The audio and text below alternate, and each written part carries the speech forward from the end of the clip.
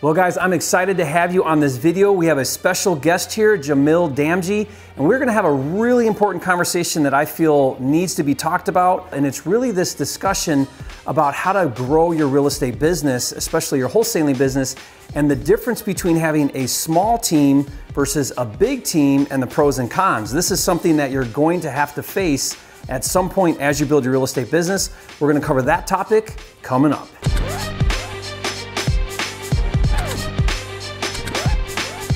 For a limited time, you can get a free copy of Jerry Norton's Quickstart Kit with everything you need to flip your first house in 30 days or less. Download it now at myquickstartkit.com.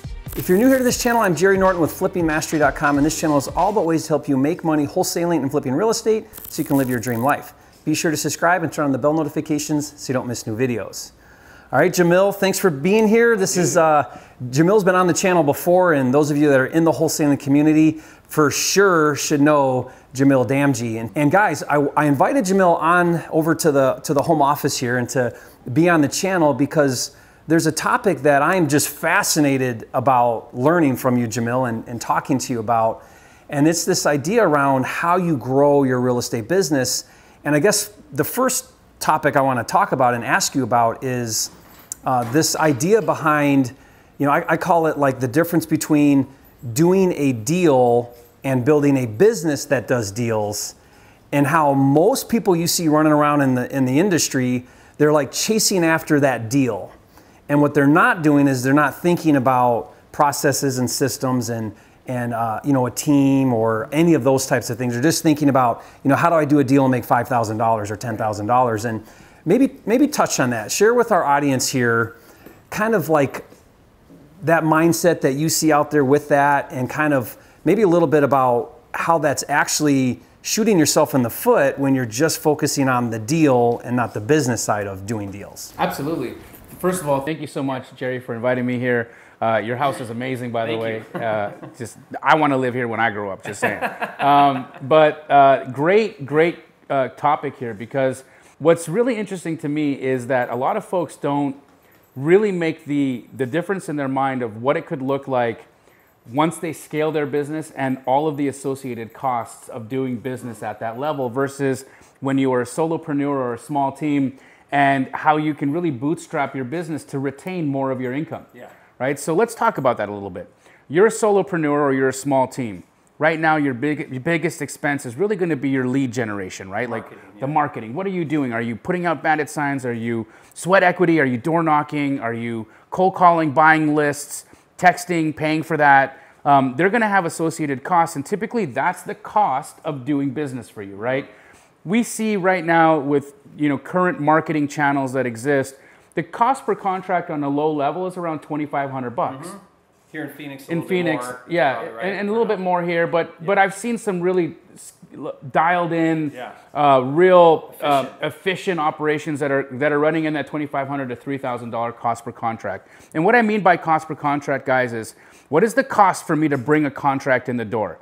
That's not taking into consideration paying any wages, just like my marketing expense to bring that deal in. That's an important metric that absolutely you have to know and understand, because you can throw money mindlessly at lead gen. And we have. I know, and I have too, and have no idea, did we ROI at all here? Right. So it's an important metric to know. Because when you look at these deals, not every wholesale deal is going to give you the same profit margin, right? You're solving problems for sellers, which is what you're going in there looking to try to do. And with that, the bigger the problem you solve, the bigger your payday. And sometimes we solve some small problems, right? Sometimes it's just, I just need efficiency, I need a closing, and that's it. And some other times you've got a probate, a lien that you're negotiating, or other things that'll allow you to make more money in a deal. But let's just say it's an average deal where you're making $10,000. Mm-hmm. If your cost per contract's around $3,000, now your net profits are $7,000. If you're a small team, say you and a partner, you're now taking that $7,000 and you're saying half of it's yours, half of it's mine, and I've made $3,500 bucks.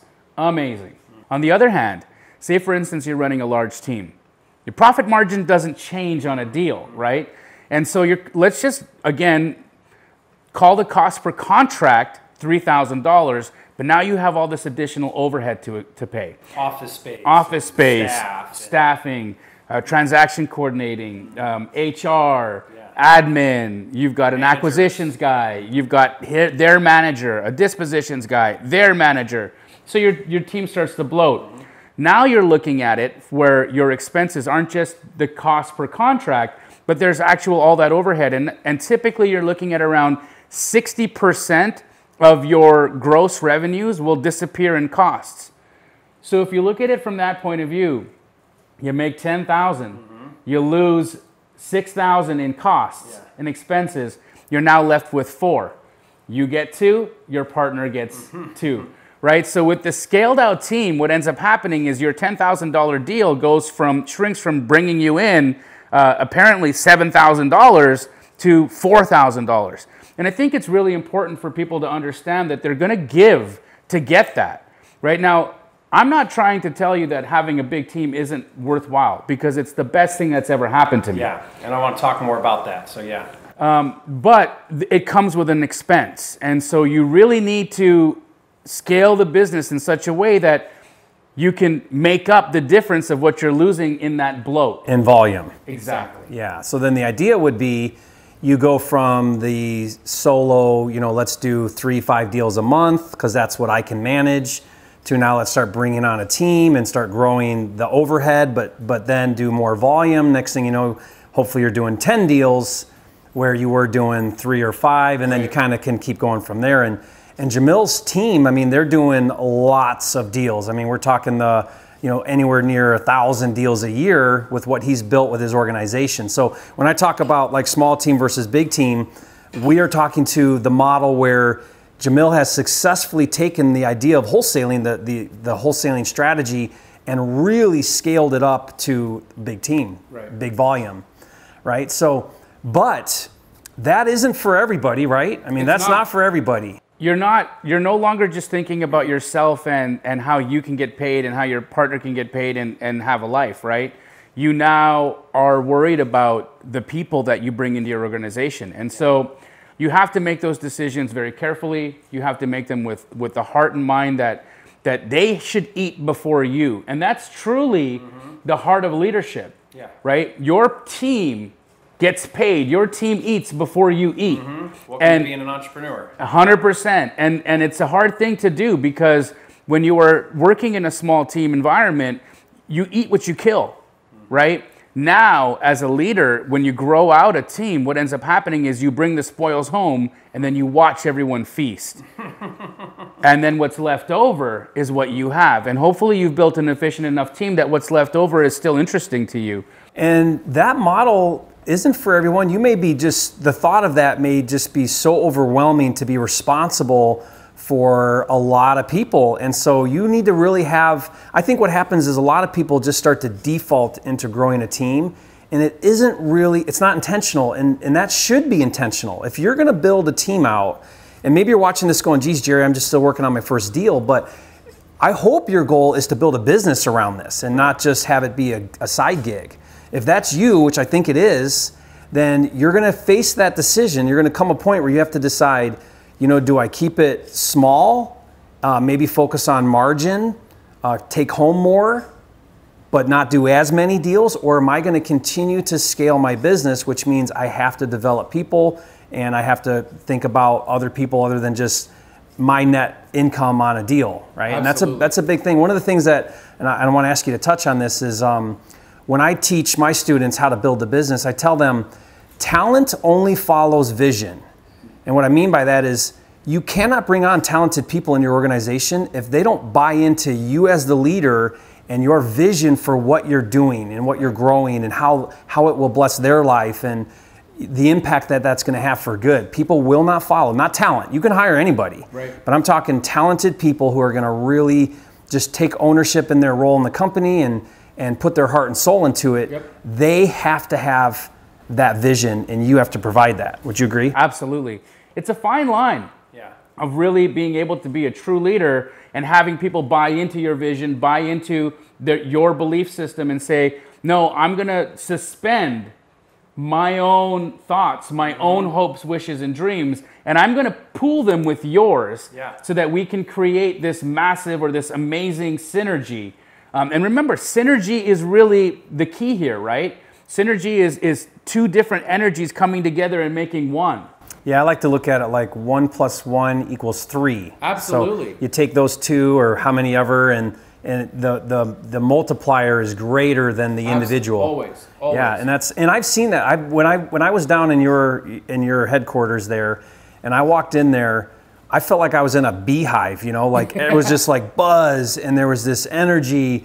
Everybody on the phones, everybody doing stuff, and there was this culture, and it was just amazing to see, Jamil. I mean, I have to tell you, what you've built there is just phenomenal with that culture. Now, it's completely overwhelming to me to think of that, but if your heart is not just in the business, not just in the financial side of this, but you really love the idea of building a team, developing people, changing lives, not just in your sellers and the people you come in contact with wholesaling, but actually your employees. Yep. And there's something there for you, then this is something that you probably would make a good as building a team around this business, and that might be a consideration. And what's crazy about this conversation, Jamil, is developing that team and building that culture and really scaling the business. That actually has nothing to do with houses, nothing to do with real estate. Actually, nothing. Zero. It's leadership. It's development. 1,000%. And I'm so glad you brought that up, because you could be the most successful wholesaler and create the most unsuccessful real estate team. Mm-hmm. And I've seen it. I know you've seen it. I've seen it a lot. In fact, a lot of times when we were growing and scaling, what I was seeing is that, we all use money as the marker. Yeah. Right? Money doesn't. Again, let's not talk about happiness or unhappiness or any of this, but let's just call money the marker of like progress, right? Mm-hmm.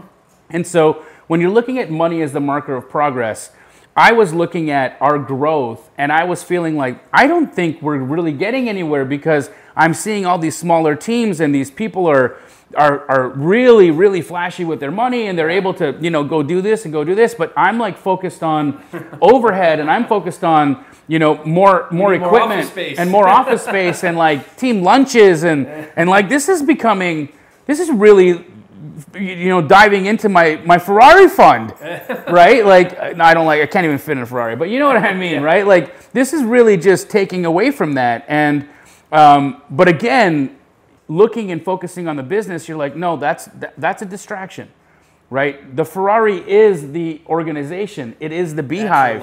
That's the love. And then you stop caring and thinking about these other ancillary side benefits that you could get from really doing well. And that becomes the asset that you build.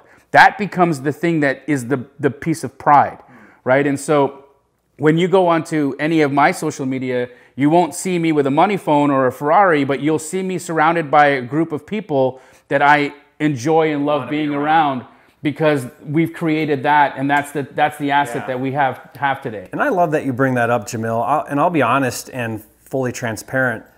I operated in that realm for many years in the beginning of my real estate career. It's been 16, maybe 17 years now, but for many years, all I thought about, my entire report card was on the financials. Right. And it was very selfish, and it was very self-driven, and there wasn't a whole lot of real purpose and meaning behind what I was doing. It was all about how much can I make.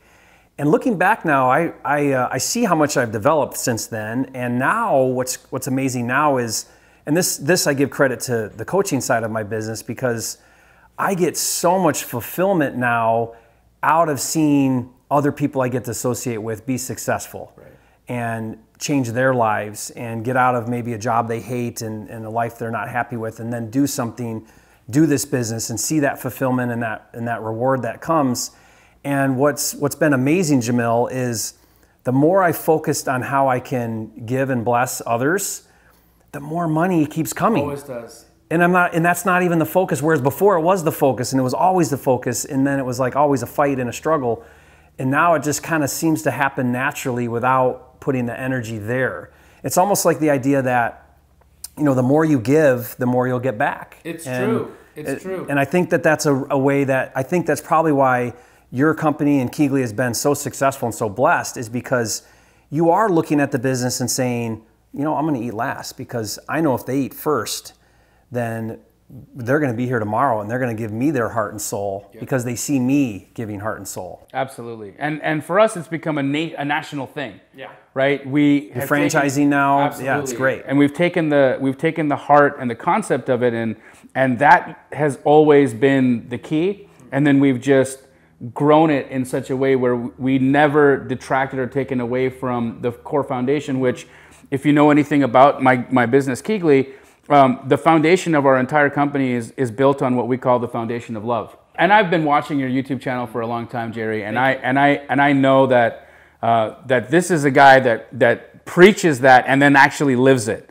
right? I've been in a deal with Jerry where we had an opportunity to make money, and because somebody might not have ended up okay in the deal, Jerry blew the deal up. And I will always remember that example of you because it just goes to show the character of you, right? That do not put this person in this you deal. will never, like Jerry will never take a $10,000 check over a guilty conscience, right? He is not going to do that. That's just not his MO, right? And when you see folks like yourself, and then you can understand that this success comes from that place. It comes from this place of I'm here to serve.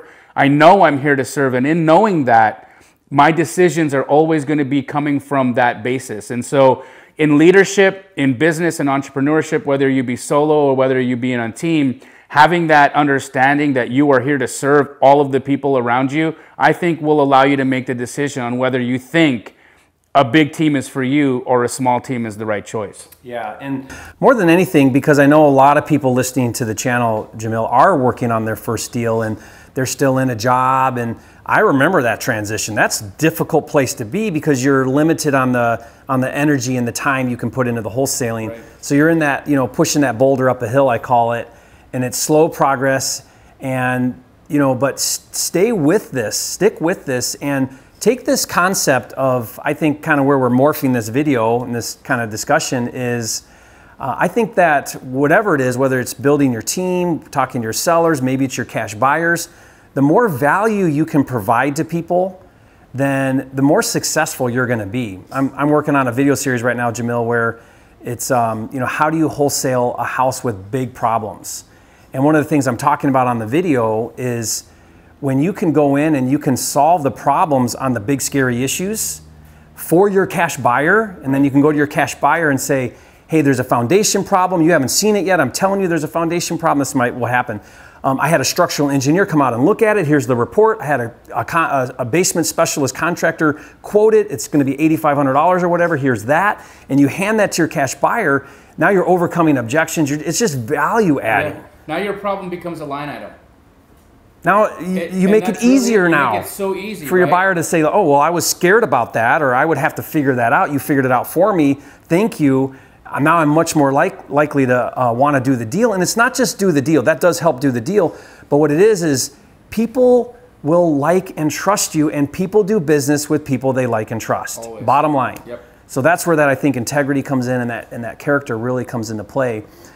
So we kind of morphed our discussion here, but really, guys, I want you to be thinking about if your intent is to do this business full time, you are going to face the decision at some point of this small team versus big team idea. Small team, try to take home more, or big team, maybe take home a little bit less, but make up for it on volume. Know that if you do that, it's not about real estate anymore. It's about building a team. It's about leadership. You have to be putting a lot of your energy into your own development. Correct. Because you cannot grow as a leader if you're not developing yourself. Absolutely. And that is more important than the real estate. Absolutely, absolutely. And to dispel a myth, because this is a myth that I think a lot of folks that are looking at potentially building a team might be buying into. Building a team does not give you a vacation from the business. Okay? When you build a team, you do not scale out. At the beach and everybody's doing the work? It is not true. It is not true. Okay? Yes, you'll have some opportunities to go to the beach. Yes, you will vacation. But you do not build a business to leave the business. It doesn't happen. It's just like when you have teenagers and the parents leave, guess what happens? The teenagers throw a party. They do the things the parents told them not to do. It's the same way. It works the same way with teams. You always have to be a part of your organization. A hive doesn't exist without its queen. And a team doesn't exist without its leaders. You know, I went through a phase where I read the 4-Hour Work Week with Timothy Ferriss, and I adapted all the wrong ideas. What I adapted was, I'm not going to do anything, and my team's going to do everything. And but what happened was I took my eye off the ball, and I wasn't there, and I wasn't developing, I wasn't leading. And in this business, it's constantly evolving. With technology, with the markets changing, you cannot take your eye off the ball and expect it just to run without you. Having said that, you can live in what I call the U-box of the org chart, where you're at the top. You're not doing the day-to-day necessarily. You're not doing the heavy lifting. You're not in the trenches. You've got team there, but you have to be developing your team, looking at your metrics, all of that on a constant level, and providing direction. I feel like with my organization, it's constantly, guys, here's where we're going to be in 2021. Well, it's middle of 2020. Why are we talking about 2021? Because we have to. Right? We have to be talking about 2021. We're not doing this right now. Yeah, because the changes we're making now are going to affect 6 months, 9 months, 12 months from now. What's happening now? What are we doing now? And you know, that's your role. You've got to provide that vision. You got to show the direction. You're steering that ship.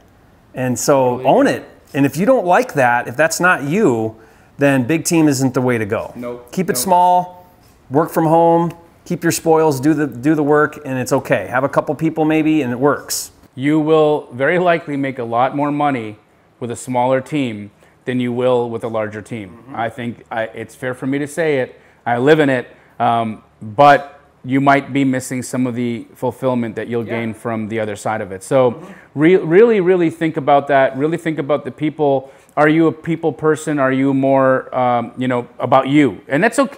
You are entitled to be who you are and the way you are, but you need to be honest about it. You have to be honest about it. And so understand your nature, understand what drives you, what things drive you crazy. That's going to be really important in this decision for you. Yeah. Awesome, Jamil. Love the tips, love the advice. I love this discussion. Anytime I can just talk with you, I feel like I should just turn a camera on whenever you and I get together and just talk. I feel the same way, man. Because it's great discussion. Hey, if you guys really enjoyed these tips that Jamil shared, leave a comment and say, Jamil, you are a flipping genius. Appreciate that. And you know me, guys, I love to give away free stuff. So I've got a free 30-day, we call it a Quickstart Kit. It's got a whole bunch of stuff that'll really help you get your first deal if you're working on your first deal. So just go to myquickstartkit.com. You can download that. So be sure to do that. If you haven't yet, subscribe to the channel. And I think we've got now close to 550 videos here on the channel, all about wholesaling and flipping. So check out the playlist because it's all organized like a big library there. So if you're looking for a specific topic, you can find it there. And again, thanks for joining us on this video, and we'll see you next time. Back straight, good posture. It feels weird, but it does feel weird until you see yourself on camera and you're like. Then you realize like how like spaghetti you said all the time. Yeah. Or how you look all the time. And like right now, like I feel like a complete pickle. You know? but like I don't look like a pickle. I look like an actual like upright human. Yeah. Yeah. I learned it doing it wrong where I did a video and I was just sitting what I thought was comfortable, and then from the camera it was like, dude, you putt, sit up, man. Sit up straight.